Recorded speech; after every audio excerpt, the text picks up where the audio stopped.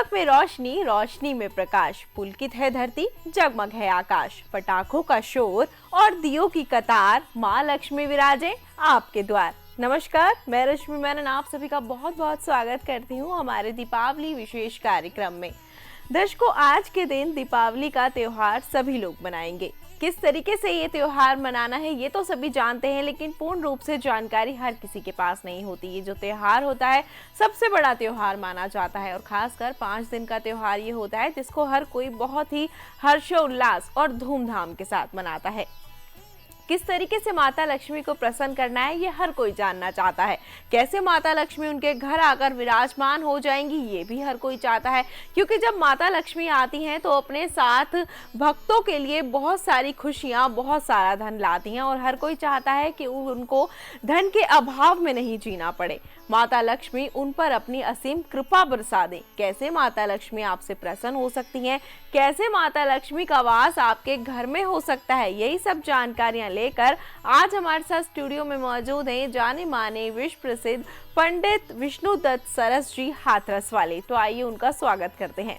पंडित जी, आपका बहुत बहुत स्वागत है। नमस्कार, बहुत बहुत शुभकामनाएं दिवाली की सभी को। जी, आपको भी दीपावली की बहुत बहुत शुभकामनाएं और हमारे सुभारती टीवी के सभी दर्शकों को दीपावली की सुभारती टीवी की पूरी टीम की तरफ से बहुत बहुत शुभकामनाएं।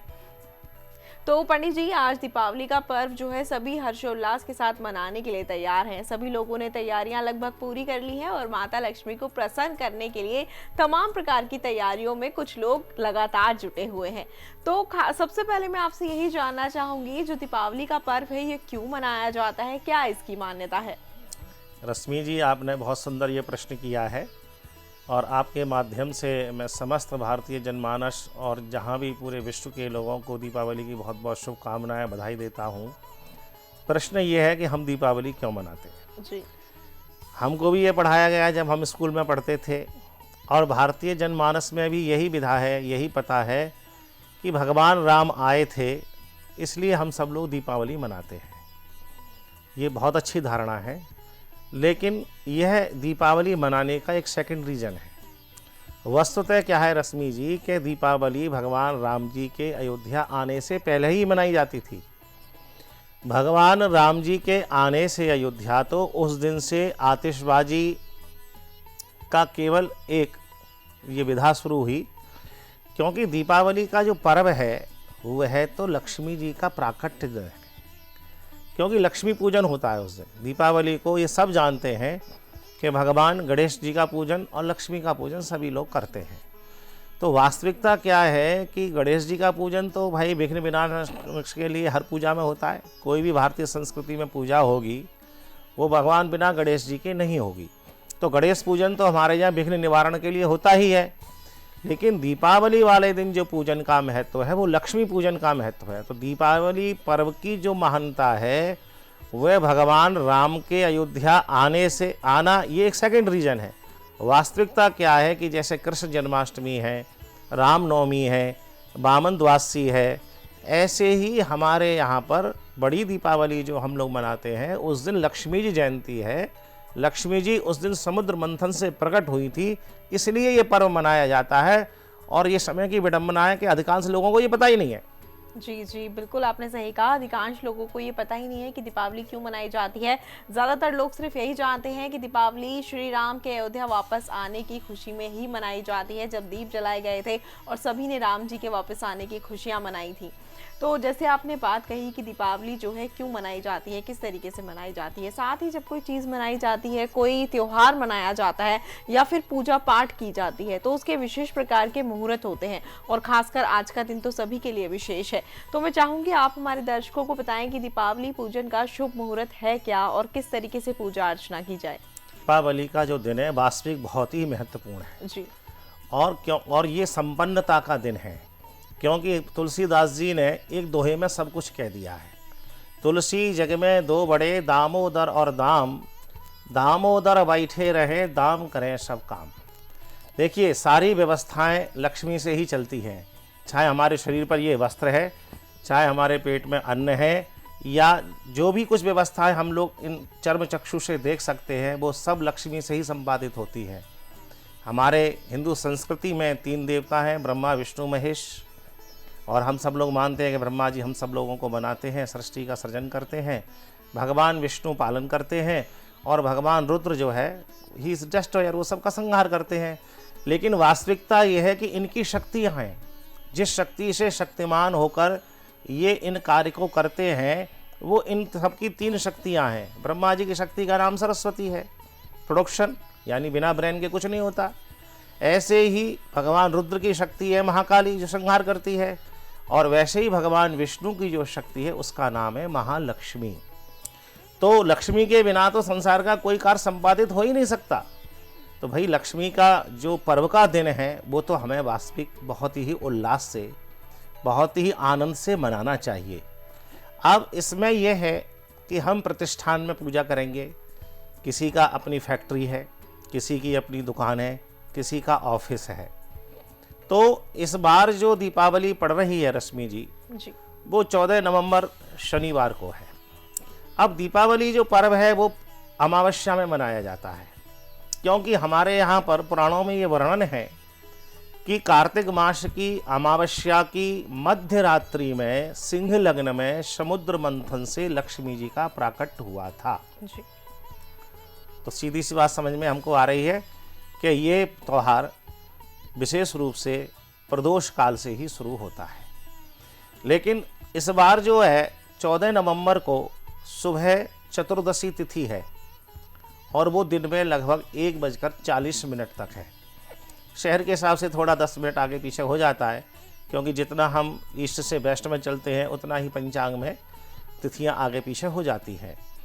तो दीपावली पर्व की पूजन की जो शुरुआत है, मैं अपने सभी भक्तों से कहूँगा कि आप प्रेम से दीपावली पूजन करें। जिनको अपनी फैक्ट्री में, अपने उद्योग में और अपने प्रतिष्ठान पर पूजा करनी है, वह सभी लोग दिन के 1:30 बजे के बाद से लेकर लगभग कुंभ लगन शुरू हो जाएगी, उसमें पूजन शुरू करते करते और प्रदोष काल तक सभी लोग अपने प्रतिष्ठान में, जो भी व्यापार के स्थान हैं, चाहे वो फैक्ट्री है, चाहे वो दुकान है, चाहे वो ऑफिस है, उसमें सभी लोग लक्ष्मी पूजन को संपन्न कर लें और प्रदोष काल के बाद अपने घर पे परिवार के साथ लक्ष्मी जी की समृद्धि का पूजन करें। जी जी, बिल्कुल आपने सही कहा। और माता लक्ष्मी की पूजा जैसे आपने बताई कि हर कोई इसलिए करता है ताकि माता लक्ष्मी प्रसन्न होकर उन पर अपना आशीर्वाद बना लें, उनके घर में आकर वास कर लें। और जैसा कि आपने कहा कि बिना धन के तो जीवन यापन करना बहुत ज़्यादा कठिन है। साथ ही कुबेर जी को भी धन का देवता माना जाता है। तो क्या दीपावली के दिन माता लक्ष्मी जी, श्री गणेश जी के साथ साथ कुबेर जी की पूजा करने का भी विधान है? हाँ अस्तु, बिल्कुल ठीक पूछा आपने रश्मि जी। देखिए, हमारे यहाँ पर लक्ष्मी पूजन तो मेन पूजन है ही है जी। वास्तविक पूरी पूजन की जो विधि है वो मैं आपको बता दूं। सबसे पहले भगवान गणेश और गौरी का पूजन किया जाता है जी। अब हम जब बाजार से पूजन की सामग्री और लक्ष्मी गणेश जी को खरीदने के लिए जाएं, तो इसमें एक बड़ी महत्वपूर्ण बात है, वो मैं स्पष्ट कर देना चाह रहा हूँ सभी भक्तों को आपके माध्यम से, कि कई बार ये देखा जाता है कि लोग लक्ष्मी गणेश जी लेने जाते हैं तो वो क्या देखते हैं कि लक्ष्मी जी के पास में उल्लू बना है या नहीं। देखो, हमारे यहाँ लक्ष्मी जी के 2 वाहन हैं, 2 आसन हैं उनके, एक तो है उल्लू और दूसरा है कमल। हमारे यहाँ पर पुराणों में, वेदों में जो पूजन के मंत्र वर्णित हैं लक्ष्मी जी के, जो कि ऋग्वेद में है विशेष रूप से, जिसको कि हम लोग लक्ष्मी सूक्त कहते हैं, 16 मंत्रों का वो है, उसमें स्पष्ट लिखा है यासा पद्मा सनस्था विपुल कटतटी पद्म पत्रायताक्षी। तो कभी भी उल्लू पर बैठी हुई लक्ष्मी को हमें नहीं खरीदना चाहिए, पूजन के लिए अपने घर नहीं लेना चाहिए। मैं बिल्कुल बहुत स्पष्ट रूप से पुनः एक बार अपने सभी आस्थावान भक्तों से निवेदन करता हूं कि आप लक्ष्मी गणेश जी लेने जाएं तो उस पर उल्लू मत देखिए, क्योंकि हमारे यहाँ समृद्धि के लिए तो हमें तो कमल पर बैठी हुई लक्ष्मी जी चाहिए। उल्लू पर बैठी हुई लक्ष्मी जी यदि घर में आएगी तो हमको अंधा कर देगी। अंधा का मतलब क्या है कि हमने जो पुरुषार्थ से पैसा कमाया है वो पैसा हमारा सब हमारे दुर्गुणों में, व्यसनों में चला जाएगा, हारी में, बीमारी में, जुआ में, शराब में। मेरा सभी भक्तों से ये निवेदन है, जो हमारे ऋग्वेद के मंत्र कह रहे हैं यासा पद्मासनस्था, पद्म माने कमल, यानी कमल पर बैठी हुई, विपुल कटतटी पद्म पत्रा यताक्षी, दोनों उसके जो नेत्र हैं वो कमल जैसे हैं। ऐसी लक्ष्मी जी का ही हमको अपने घर पे आह्वान करना चाहिए। तो मेरा भक्तों से ये जोर देकर निवेदन है सभी भाई बहनों से कि वो लक्ष्मी जी लेने जो जाएं उस पे उल्लू को नहीं देखें, कमल पर बैठी हुई लक्ष्मी जी को ही अपने घर पर लेकर आए। जी बिल्कुल, आपने सही कहा, क्योंकि लोग जो हैं इस दुविधा में रहते हैं कि माता लक्ष्मी की फोटो या फिर मूर्ति ली जाए तो किस तरीके से ली जाए। कुछ लोगों के मन में ये सवाल रहता है कि जब माता लक्ष्मी और गणेश जी को पूजा के स्थान पर रखा जाए, वहां पर रखने से पहले गणेश जी को माता लक्ष्मी के सीधे हाथ की तरफ रखा जाए या उल्टे हाथ की तरफ रखा जाए। ऐसे ही तमाम प्रकार के सवाल जो हैं वो लोगों के मन में चलते रहते हैं। जैसे कि पूजा अर्चना की बात है तो पूजा अर्चना करने के लिए शुभ मुहूर्त के साथ साथ विधि विधान भी बहुत आवश्यक होता है। जरूरी होता है कि भगवान को प्रसन्न करने के लिए ठीक विधि के अनुसार ही पूजा अर्चना की जाए। तो दीपावली की पूजा करने की ठीक विधि क्या है? ये प्रश्न बहुत अच्छा है जी। देखिए, हमारे जनमानस में हमने ऐसा देखा है, क्योंकि हम सब लोग समाज में रहते हैं, समाज से जुड़े हुए हैं धरातल से, कि अधिकांश जनमानस में ऐसी भावना है कि लक्ष्मी गणेश कोई स्त्री पुरुष का जोड़ा है। ऐसा नहीं है भाई। गणेश पूजन और गौरी जी के संग में हमको अलग से करना चाहिए। गणेश जी लक्ष्मी जी के साथ नहीं पूजते हैं, ठीक है, लक्ष्मी गणेश जी को हम लाते हैं और हनुमान जी को भी लाना चाहिए उस दिन, और भगवान कुबेर को भी हमें बाजार से लाना चाहिए पूजा के लिए। लेकिन पूजन की जो पद्धति है, अभी आपने प्रश्न किया कि गणेश जी को किधर बिठाएं, तो देखिए गणेश जी लक्ष्मी जी से थोड़ा सा आगे हों और उनके बाईं तरफ हों।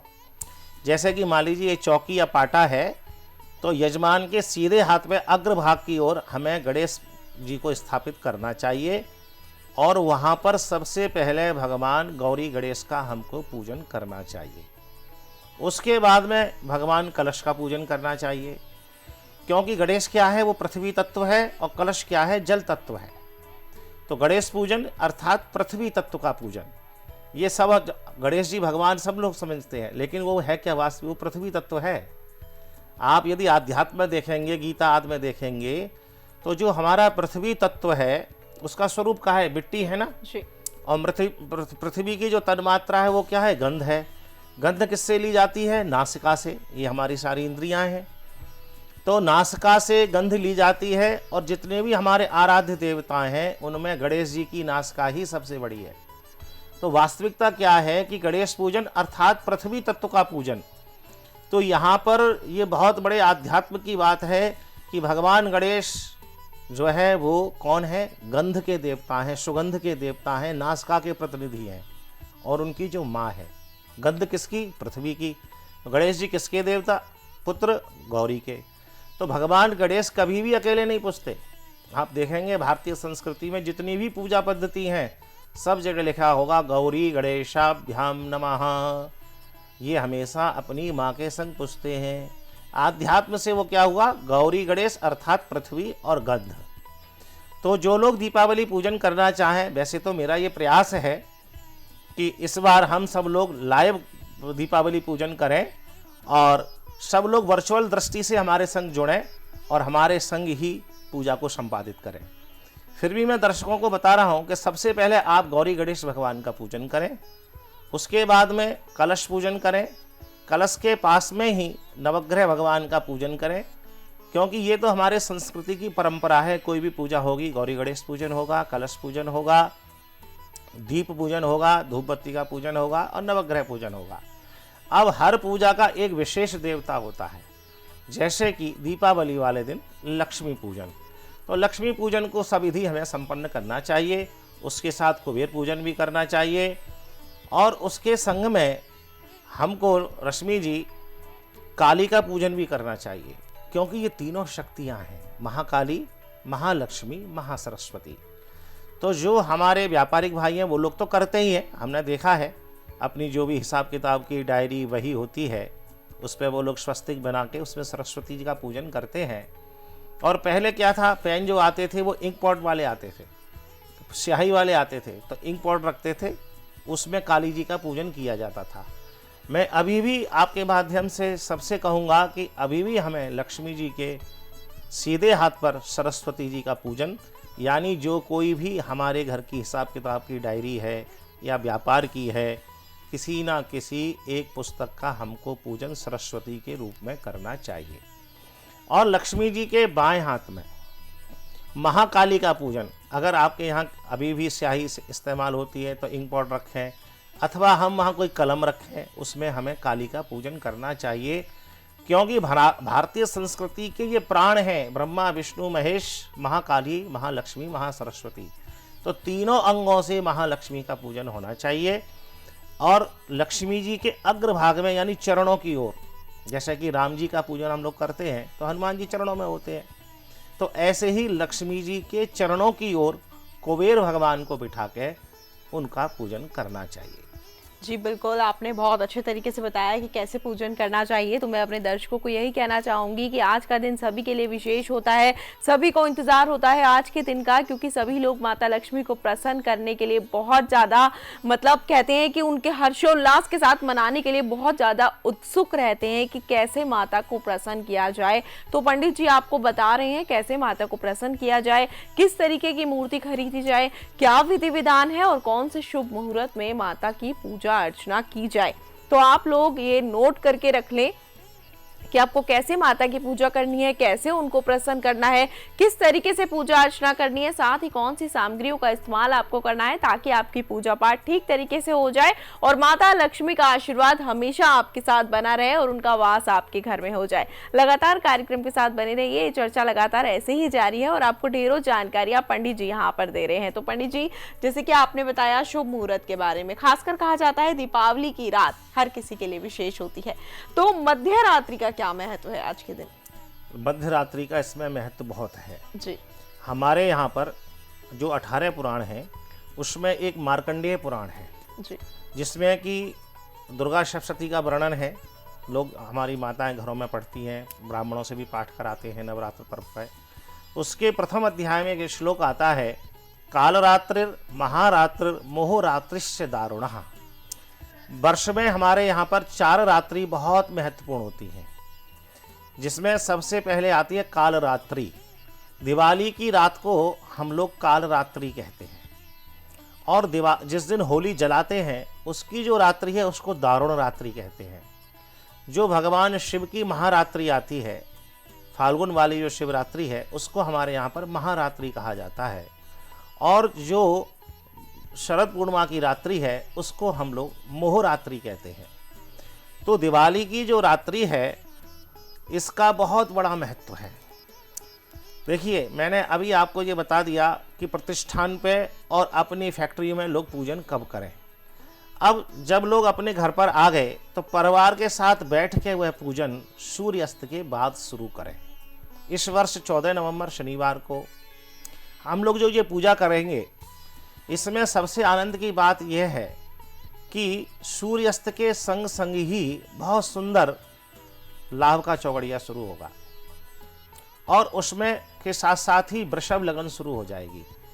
वृषभ लगन क्या है? इसको हमारे यहाँ स्थिर लगन मानते हैं। सभी ये चाहते हैं कि लक्ष्मी जी आएं और स्थिर रूप से हमारे यहाँ विराजमान रहे। तो लक्ष्मी जी का जो पूजन है ये स्थिर लगन में करना बहुत अच्छा होता है। अब ज्योतिष से अगर हम इसको समझें तो वृषभ लगन का जो कालपुरुष की गणना में वृष राशि जो है वो दूसरे घर में पड़ती है और जन्मपत्री में दूसरा जो घर है वो धन का होता है और वृषभ राशि का जो स्वामी है वो शुक्र ग्रह होता है। तो जो जीवन में संपन्नता बाती बात है, लग्जरी लाइफ की जो बात है, जितने भी संसार में लौकिक सुख होते हैं, चाहे वो जीवन साथी का हो, चाहे सुंदर मकान का हो, उस मकान में सब संपन्नता की बात हो, वो सब शुक्र ग्रह से व्यक्ति को मिलता है। 9 ग्रहों की प्रार्थना में, स्तोत्र में ये बोला भी जाता है, शुक्रम सुखम शम शनि। तो इसलिए मैं सभी भारतीय जनमानस से निवेदन करूंगा आपके माध्यम से कि आज जो हम पूजन कर रहे हैं इसमें हम अपने परिवार के साथ घर में जो पूजा करें वह 5:30 के बाद ही करें, क्योंकि वृषभ लग्न बहुत सुंदर लग्न है, चौगड़िया भी बहुत अच्छा है। और वृष लग्न के बाद जो मिथुन लग्न शुरू होगी 7:30 से लेकर 9:30 बजे तक। जैसे तो स्त्री लग्न में ही लक्ष्मी पूजन का विधान है, लेकिन उसके बाद जो मिथुन लग्न आएगी रश्मि जी, वो बहुत अच्छी लग्न है। इस समय आकाशीय गणना को अगर हम देखें तो वृषभ लगन में क्या है, लगन में राहु चल रहा है, इससे क्या है, लगन थोड़ी सी कमजोर होती है। इसके बाद में जो मिथुन लगन आएगी जो कि 7:30 से लगभग 9:30 बजे तक रहेगी, उसमें जितने शुभ ग्रह हैं वो केंद्र में हैं। बृहस्पति लगन को देखेगा तो वो लगन भी लक्ष्मी पूजा करने के लिए बहुत अच्छी है। चर लगन में पूजन नहीं करना चाहिए, तो दुस्वभाव लगन है, इसलिए हम अपने परिवार के संग बैठ के 7:30 से और 9:30 के बीच में भी लक्ष्मी पूजा को संपादित कर सकते हैं। अब बात आती है मध्यरात्रि की, आपने हमसे पूछा, तो 9:30 से 11:30 का जो समय है वो कर्क लगन का हो गया, और कर्क जो है वो चर लगन मानी जाती है। लक्ष्मी पूजन चर लगन में हमारे यहाँ निषेध माना गया है, और ठीक 11:30 बजे जैसे ही ये समाप्त होगी उसके बाद सिंह लगन शुरू हो जाएगी। सिंह लगन को हमारे यहाँ पर स्थिर लगन माना गया है, और हमारे यहाँ सूत्र है सर्वे दोषा विनश्यन्ति लग्न शुद्धिर यदा भवे। मैं सभी धर्मावलंबी जनता से ये कहूँगा कि जैसे कि हम सब लोग भगवान श्री कृष्ण का प्राकट्य रात्रि के 12 बजे मनाते हैं, ऐसे ही बंधुओं ये जो लक्ष्मी शक्ति है जिससे हमारे जीवन की सभी व्यवस्थाएं चलती हैं, इनका प्राकट्य भी दिवाली वाले दिन मध्य रात्रि में ही हुआ है। तो एक बार हम अपने परिवार के संग बैठ के शाम को वृषभ लगन में, मिथुन लगन में पूजन कर लें, लेकिन क्योंकि ये मध्य रात्रि है, ये काल रात्रि है, ये बहुत ही शुभ है, सिद्धियों को देने वाली है, तो जिनको लक्ष्मी चाहिए वह एक बार दोबारा 11:30 बजे से लेके और 1:30 बजे तक के बीच में सिंह लग्न में अमृत का ये चौगड़िया रहेगा। इसमें आप पुनः एक बार श्री सूक्त से लक्ष्मी जी का पूजन अवश्य ही करें। स्वयं श्री सूक्त का पाठ करें, नहीं तो अपने घर पे ब्राह्मण को बुलाकर उससे श्री सूक्त का पाठ कराएं। कम से कम 16 पाठ कराएं, अधिक से अधिक 108 पाठ कराएं, क्योंकि श्री सूक्त में ये वर्णन है अंतम श्लोक में, यह शुचि प्रियतो भूत्वा जूहु यादाजमन्नहम सूक्तम पंचदशर्षंच श्री कामः सततम जपेत। जिसको लक्ष्मी जी की कामना हो, जो स्थिर लक्ष्मी प्राप्त करना चाहता हो, उसे श्री सूक्त के 16 पाठ करने चाहिए, और इसमें जितने पाठ हों उनके दशांश का हवन करना चाहिए कमलगट्टा से, घी से। तो मेरा निवेदन यह है, और जिन लोगों को लक्ष्मी से संतुष्ट हो चुके हैं, जो भगवत प्राप्ति में लग गए हैं, उनको अपने आराध्य, जिनको भी वो मानते हैं रामकृष्ण नारायण शिव दुर्गा, ठीक 11:30 बजे से लेके 1:30 बजे तक के बीच में उनको अपने इष्ट की आराधना करनी चाहिए। जो मंत्र संत परंपरा से यदि प्राप्त है उसका जप करना चाहिए, उसका हवन करना चाहिए, क्योंकि ये बड़ी दुर्लभ रात्रि है, इसका हमको अवश्य ही लाभ लेना चाहिए। बहुत ही दुर्लभ रात्रि है और इसका लाभ जरूर लेना चाहिए, और इस मौके को किसी को हाथ से भी नहीं जाने देना चाहिए, क्योंकि लोग तमाम प्रकार के तरीके की पूजा अर्चना, हवन, अनुष्ठान, यज्ञ करवाते हैं ताकि माता लक्ष्मी उनसे प्रसन्न हो जाए। लेकिन एक ये दीपावली का दिन इतना विशेष दिन होता है कि माता लक्ष्मी अपने भक्तों पर बहुत ज्यादा प्रसन्न हो जाती हैं और उन पर अपनी कृपा बरसा देती हैं। तो माता लक्ष्मी के लिए आपने ये तो बता दिया पूजा अर्चना कैसे की जाए, किस तरीके से की जाए, साथ ही सामग्रियां विशेष महत्व रखती हैं। तो माता लक्ष्मी को अधिक से अधिक प्रसन्न करने के लिए और उनका आशीर्वाद प्राप्त करने के लिए कौन सी विशेष प्रकार की सामग्रियों का इस्तेमाल किया जाना चाहिए? देखिए, लक्ष्मी जी के लिए एक तो कमल का पुष्प अवश्य होना चाहिए जी।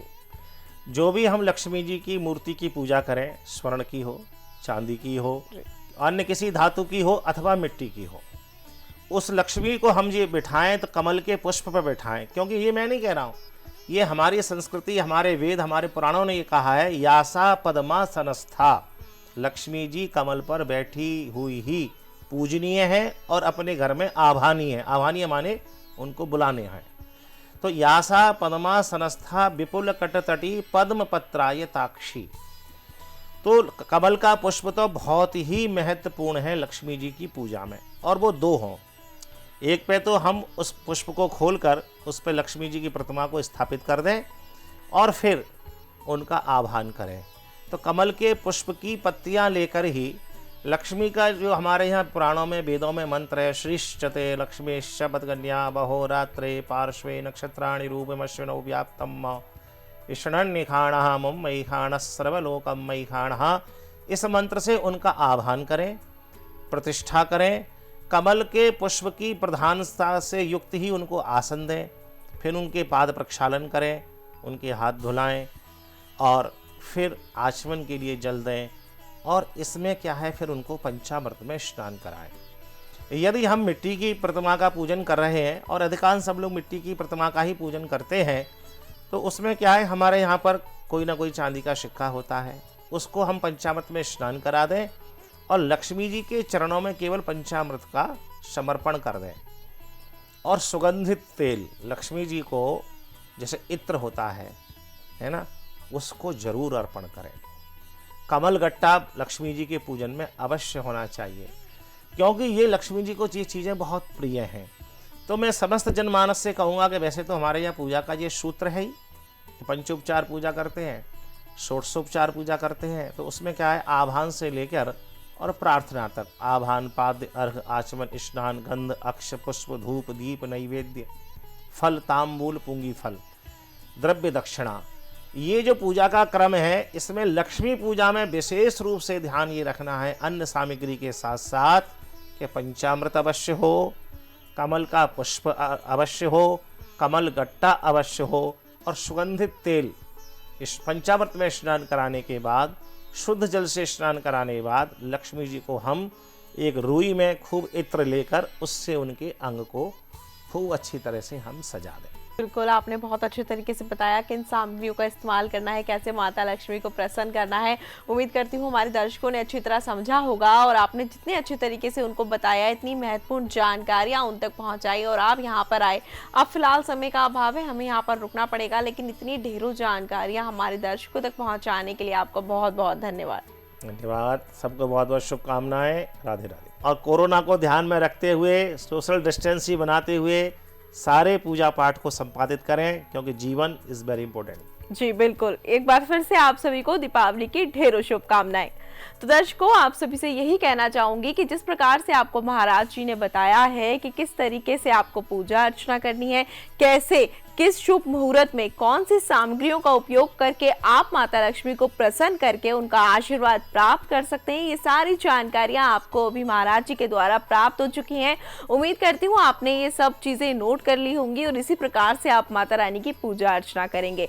और यही कामना करती हूँ माता रानी से कि वे अपना आशीर्वाद हमेशा आपके साथ बनाकर रखें, और आपकी सभी की मंगल कामना के साथ आप सभी से चाहूंगी आज्ञा। नमस्कार।